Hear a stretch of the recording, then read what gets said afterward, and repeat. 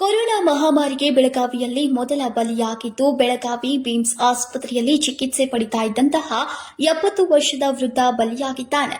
ಬುಧವಾರದಂದು Covid positive ಎಂದು ತಪಾಸಣೆಯಲ್ಲಿ ಕಂಡುಬಂದಿದ್ದು, ತಡರಾತ್ರಿ ಚಿಕಿತ್ಸೆ ಫಲಿಸದೆ ವೃದ್ಧ ಮೃತಪಟ್ಟಿದ್ದಾನೆ.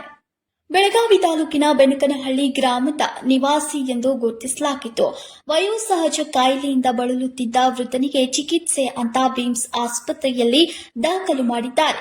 ಕೋವಿಡ್ ತಪಾಸಣೆ ಮಾಡಿದಾಗ ಪಾಸಿಟಿವ್ ಎಂದು ಗೊತ್ತಾದ ತಕ್ಷಣವೇ ಕೋವಿಡ್ ವಾರ್ಡ್ಗೆ ಶಿಫ್ಟ್ ಮಾಡಲಾಗಿತ್ತು. ಚಿಕಿತ್ಸೆ ಫಲಿಸದ ಕಾರಣ 70 ವರ್ಷದ ವೃದ್ಧ ಮೃತಪಟ್ಟಿದ್ದಾನೆ. ಕೋವಿಡ್ ನಿಯಮಾವಳಿ ಪ್ರಕಾರವೇ ರಾತ್ರಿಯೇ ಕುಟುಂಬಸ್ಥರು ಅಂತ್ಯಕ್ರಿಯೆಯನ್ನ ನೆರವೇರಿಸಿದ್ದಾರೆ.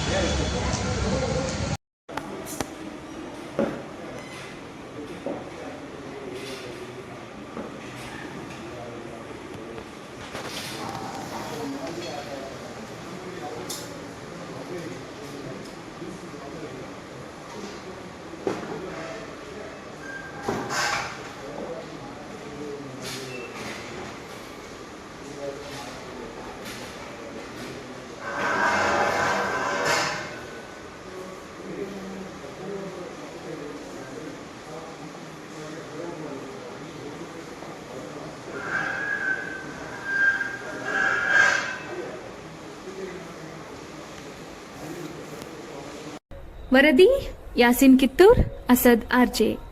ಎಲ್ಲರಿಗೂ ನಮಸ್ಕಾರ. ಮುಂದಿನ ಸಂಚಿಕೆಯಲ್ಲಿ ಸಿಗೋಣ. ದಯವಿಟ್ಟು ನಮ್ಮ ಹಾಯ್ ಮಲಪ್ರಭಾ ಯೂಟ್ಯೂಬ್ ಚಾನೆಲ್ಗೆ ಸಬ್ಸ್ಕ್ರೈಬ್ ಮಾಡಿ.